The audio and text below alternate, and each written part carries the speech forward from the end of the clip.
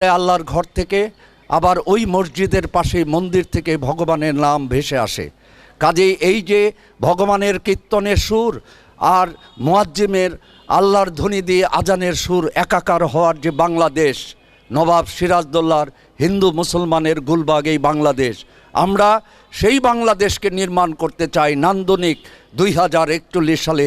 এটি হচ্ছে সেই বাংলাদেশ, যেই বাংলাদেশটি নান্দনিক হবে হিন্দু মুসলমান বৌদ্ধ খ্রিস্টান পাহাড়ি আদিবাসী নারী পুরুষ সকলের বাংলাদেশ। বঙ্গবন্ধু সেই স্বপ্নটি দেখেছেন এবং সেই কারণেই বঙ্গবন্ধু বলেছিলেন, আমি প্রথমে মানুষ, তারপরে আমি বাঙালি এবং তারপরে আমি হিন্দু অথবা মুসলমান। অতএব ভাই সব আপনাদের কাছে আকুল আহ্বান, আসুন এই বাংলাদেশকে নান্দনিক করার জন্য হিন্দু মুসলমান বৌদ্ধ খ্রিস্টান সম্মিলিতভাবে বঙ্গবন্ধুর আদর্শে সোনার বাংলা গড়ে তোলার জন্য জননেত্রী শেখ হাসিনার পথ ধরে আমরা এগিয়ে যাই। এই প্রত্যাশা ব্যক্ত করে আপনাদের সকলকে অভিনন্দন জানিয়ে শেষ করছি। জয় বাংলা, জয় বঙ্গবন্ধু।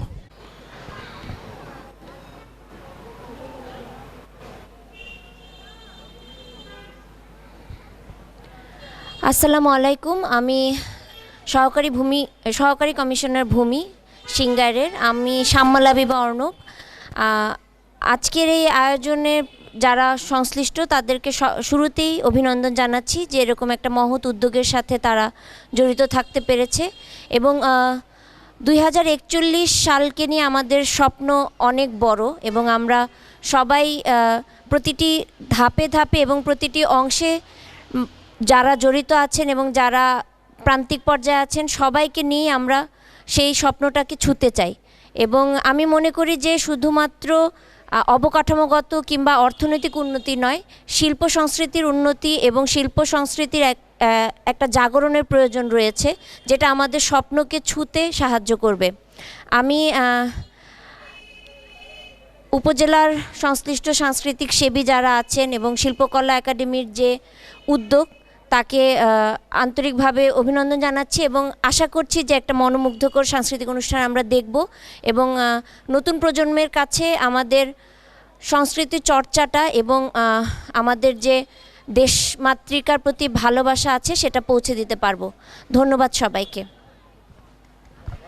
ধন্যবাদ স্যারকে। স্যার যেহেতু শুভ সন্ধ্যা।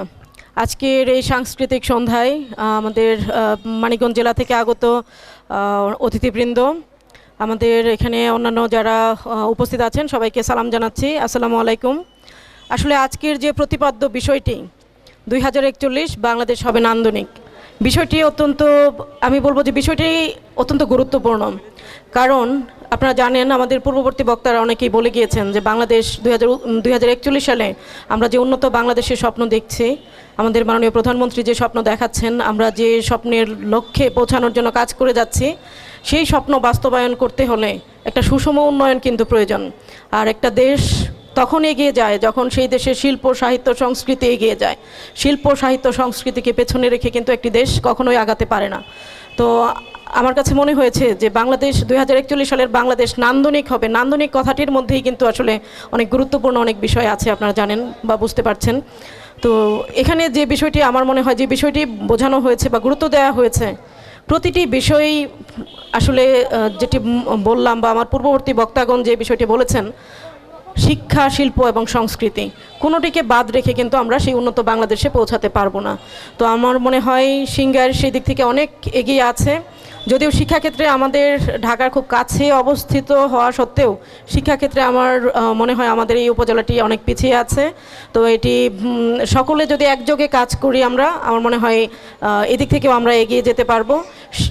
সাহিত্য এবং সংস্কৃতি এই দুটো দিক থেকে আমার মনে হয় সিঙ্গার উপজেলা মানিকগঞ্জের অন্যান্য অনেক উপজেলার চেয়ে এগিয়ে আছে।